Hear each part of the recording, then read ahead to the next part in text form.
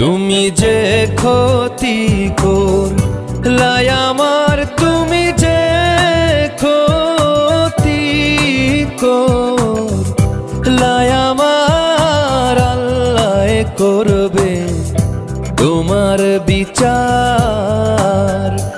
আমার আল্লাহ করবে তোমার বিচার।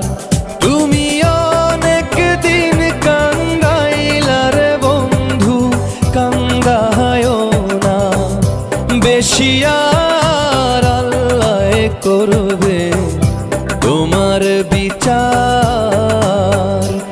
আমার আল্লাহ করবে তোমার বিচার।